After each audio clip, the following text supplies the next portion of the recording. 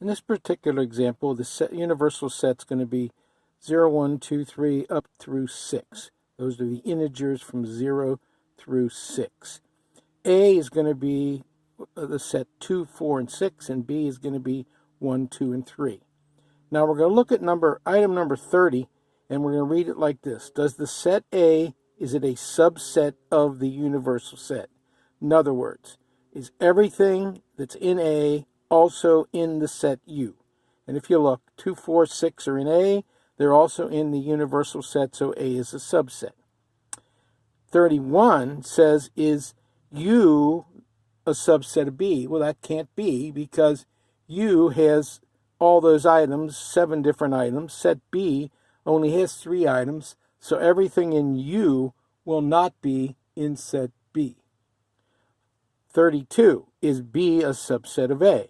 Well, B has a 1, a 2, and a 3 in it. So the set B has a 1, 2, and a 3. The set A has a 2, a 4, and a 6. Is everything in B also in A? No. If you look at B, it's got a 1, 2, and a 3. A does not have a 3 in it, does not have a 1, so everything in B is not in A, therefore B is not a subset of A.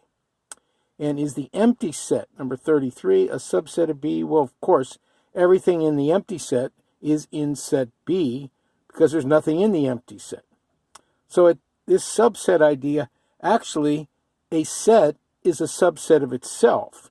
Like set A is a subset of set A because everything in A would also be in A. So it's not really like a less than symbol, but if you think about it, it's kind of like less than or equal, but not exactly.